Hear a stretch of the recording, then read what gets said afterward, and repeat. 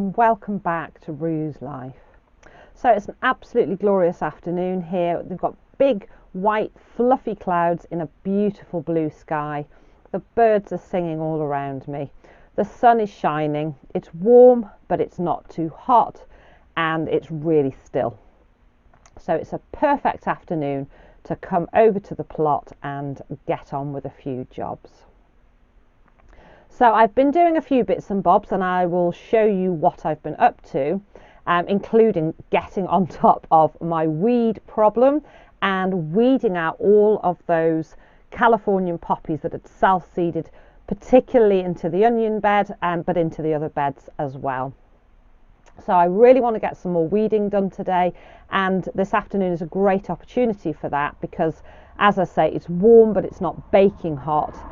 There are clouds in the sky, so got a little bit of shadow coming over intermittently because weeding in the baking sun is no fun. So I'll show you a few of the bits and bobs that I've been doing, and I will take you along with me. I've got no real sort of set hard fast plans. I've just come over to potter and catch up with a few bits and bobs. One job I really do want to get done though is I want to finish weeding the brassica bed. So there's kind of half of that bed that needs to be weeded, and then I really want to get stuck into weeding the fruit bed, so the soft fruits, the strawberry and raspberry bed. And I'll be honest with you, that's a job I've been putting off, and because I've been putting it off, of course, the weed situation has got worse and worse. So I really need to get on and get at least some of that done today. So one of the first things I wanted to show you is this flower bed, which I've been raving on about since I can't remember when. I'm really excited that I've started this bed, and I will pop a link above to me actually creating this bed, and I've now started to plant it up. And flowers are something that obviously I've always had a few flowers around, but this is a really new thing for me. And as I've mentioned previously, I just wanted to fill this bed with traditional cottage country garden flowers. So I've actually made a list because I can't remember what I've put in there, and I've got some more on the go. So already planted, and you should be able to see some of them. We've got the alliums that I put in quite a while ago, and they're starting to sprout already. And I actually bought the bulk of those when I went to the last Malvern Autumn show. I came back with my little brown paper bag of alliums. So super excited about those because of course they hold a memory as well. Bumped into the lovely Jane Kelly, and we went round the poultry tent together and had a good old giggle. So those alliums will always spark the memory of that lovely sunny day. It was a really lovely day. So moving on from memories and back to flowers, I've got the rudbeckia, which I've put over, which is just near to you, which one of my sisters had given to me in a pot, and you may have seen in the tail end of last season it was just between the polytunnel and the squash bed, and they look beautiful, but I've now planted those out into this bed. And then the seedlings that I've got, all grown from seed, which was started in the polytunnel. I've got cornflowers, Canterbury bells, marigolds, all different varieties, some which were from Ali. Thank you, Ali. I'm a glutton for punishment. I've put more Californian poppies in. I am very aware of how they can self-seed, but I'll get back on top of those, and I don't mind a few interspersed with my vegetables. They've just gone a bit nuts over there, but we're on top of that now. I've also got ordinary poppies, lots of calendula. I've got a packet that was just called a bird attracting mix, so it's got a variety of different flowers in there, so it'll be interesting to see what those develop into, and also some larkspur. So they are all, as I say, grown from seeds in the polytunnel and then now in the bed as seedlings, and I'm watering obviously daily to give them a real chance because we've actually had a really long dry spell here, so I'm watering regularly, and again got a good system going which I will show you. And then in the polytunnel I have just sown some snapdragons, some sweet william, some lupins, some Livingston daisies and some zinnia, and I'm just waiting for those to germinate, and as soon as they are established enough they'll be going into this bed as well. And my plan is that I'm going to try to put some of the taller flowers kind of in the middle, and then have them coming down either side and around the edges into the lower plants. But we'll see how that pans out. I may need to do a little bit of shuffling around once they are established. But I'm super excited about this bed, and to actually finally be putting the flower seedlings into the bed. I can't wait to see how it's going to develop, and I'm hoping that over the years it's going to really establish into a beautiful, beautiful flower bed. And of course it's going to attract all those fabulous pollinators. So let's move on. I'll show you what else I've been up to, and then I really must get on with some weeding.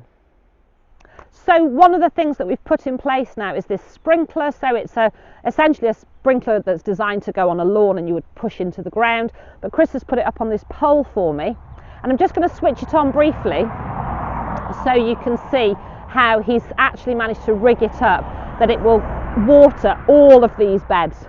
So I just pop it on first thing in the morning. I can switch it on from the house. The hose runs across our driveway and all the way around to the tap that's attached to the house, and I can just literally have it rigged up, switch it on first thing in the morning, leave it on for a good hour, and then do the same again in the evening. I do have to disconnect here to put the nozzle end on to water in the polytunnel, but it's absolutely brilliant. So I'll just pop it on briefly. I've just disconnected, so I'll just click that together. So I'll just scuttle off and let you see it in action. I'm not going to let it come all the way around because obviously it will hit you. I don't want to get you soaked, and equally I don't want to wreck my camera. So watch this space.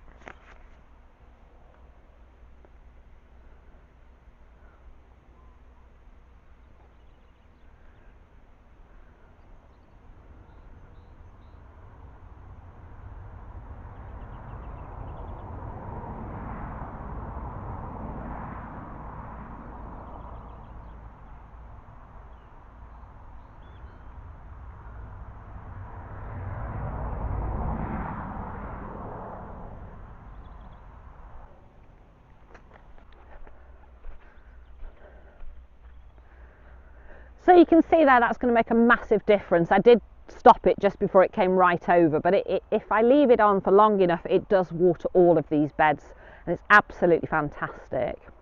We're also going to get a second pole so we can move the unit across to water pretty much where you are, because that is where the wildflower meadow, hopefully third time lucky, this is the year we're going to get it established, but I really need to be able to keep on top of the watering. And that's the next thing we're going to look at and I'm going to talk about. So this whole area behind me and right up to you is where we are trying to develop our wildflower meadow. And we've had 2 years unsuccessfully where we have prepared the ground by basically strimming it right back, scarifying it, getting it right back to dirt, watering it really, really well, and then mixing a wildflower seed mix with compost and broadcasting, and then covering with another fine layer of compost. And we had a couple of things pop up, but in all honesty, the fact that this whole area that I have my plot on prior to us coming here, so 5 years ago, and for many, many years prior, was actually a paddock for grazing sheep. So it's really well established grazing pasture with the grass that's so well established and very tilled, and also there are some weeds in here as well, which we consider weeds, but obviously they're okay in grassland. But essentially what happened is that when we water it to water the seeds, the grass and those weeds are growing at a faster rate than the seedlings can establish themselves, and they were just getting swamped out. So this year as I've mentioned previously, and if you've been following, you will have seen that I've sown my wildflower seed mix this year into cells, and I'm going to do them as plug plants. And what I've got here is my trusty bulb planter, and I'll bring you up a little bit closer. I just wanted to test the earth really to see how soft it is, and I've made quite a significant hole, and I've got the plug here which has come out of it. So obviously these will just go onto the compost heap, because what I need are these little holes to push my plug plants with a little bit of extra compost into, and hopefully, because they've got a really good root system and they are a plant already rather than just seeds, it's going to give them a better chance. So it's going to be a bit of a job, but I think it's going to be worth it. It's not something I'm going to be doing today, but I just wanted to kind of test the ground and talk to you about the fact that I'll be doing it. Equally, those plants are really desperate to get in the ground now, and if I keep them in those cells much longer, we're going to lose the plants. So I'll just bring you a bit closer and show you how effective this bulb planter is, and how I plan to go forward, and how I think this is really going to be an effective method. So here you can see where I've pushed the bulb planter in and pulled this plug out. I've got a perfect little plug hole ready to put one of those plants. So it's going to be a fairly big job because I've got an awful lot of them, but that's a job for another day. But that's the plan, and I'm looking forward to sharing it with you in the future. So next I'm going to show you what I've been up to with my geraniums. So here we've got the little bracket that Chris made, which is my little window box bracket. So the two geraniums on the right there are the ones that survived the winter, and this one on the left also survived, but it was in one of the hanging baskets. So I've transplanted that into here, so we've now got the 3 in there, and I lost the others. I've mentioned previously I forgot to put the fleece over them, so I put all of this pot and all the hanging baskets that would contain the geraniums. So I normally have this planter here, 2 hanging baskets either side of the shed, and then if I just move around to where the house is, where the woodshed is, I also have a hanging basket here, one here, and then one around the corner towards the chicken area, and they had geraniums in as well. So all of those were brought into the polytunnel, but I didn't fleece them, and I have lost a few because they just, the cold just got to them. So we've got those 3 which have survived, and then I popped into Lidl on my way home from a night shift, and I bought a pack of 6 trailing geraniums, and I've got 3 in each of the baskets on the shed. So let's just pan back, see if I can do this without tripping over. In fact, I'm going to switch you off and switch you on again. So there you can see the 2 baskets, and you can just see the little window box as well, and I'm hoping they're going to look really pretty when they come into flower. And again, they're trailing geraniums in the baskets, so they're going to look lovely. I don't know what colours they are. I really like the red and the dark red varieties, but I don't know what colours these ones are, so that's going to be a nice surprise. So here you can see the wildflower seedlings. I'll get you closer to them. They are so ready to go out into the ground, which is why I've been testing it today. And I want to, as I say, get another pole in so we can shift that sprinkler system, so we can move it from one pole to the other, and I can water both sides, the wildflower meadow and also the rest of the plot. So let's get a little bit closer and I'll show you how they're looking and why I want to get them out sooner rather than later. So you can see they're getting to be really quite big, but we're starting to get some yellowing on the leaves, and some of the ones at the end that have got a little bit too hot are starting to die back. So before I lose any more, I really need to get those into the ground. And then these are the trays of the next batches of flowers that will be going into the flower bed. So I've got all the essential things that I need to get some weeding done. I've got my gloves, I've got my trowel, I've got a truck to put the weeds in, and I've got my radio, so I can pop on Radio 4 and listen while I work. So that's the next job, get this netting lifted over, get in here and clear out the rest of these weeds.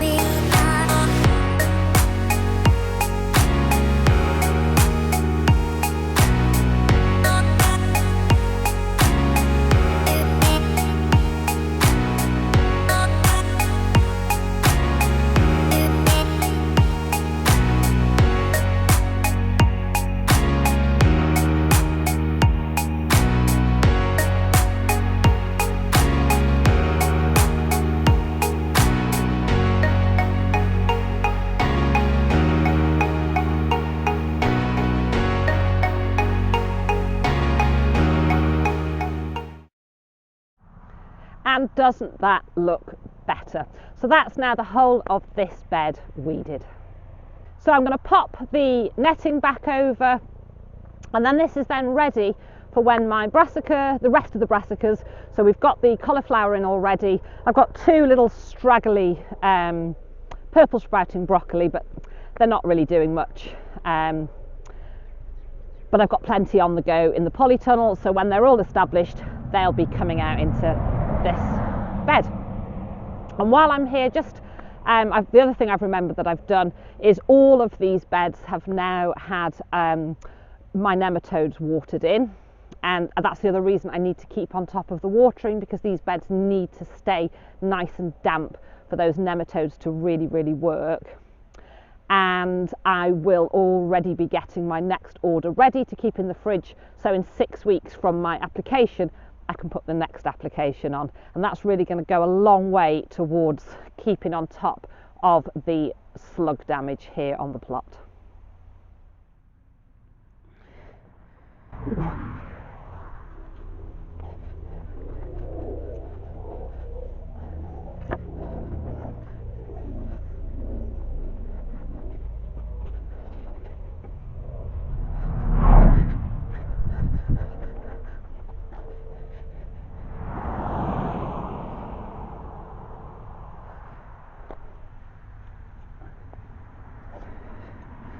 So it's really hotting up here. I've had to take my jumper off, and the next job I'm going to tackle is finally getting on top of the weeds in this soft fruit bed, because the rate I'm going, these poor strawberries and the raspberries at the other end are not going to have much of a chance because the weeds are just taking over.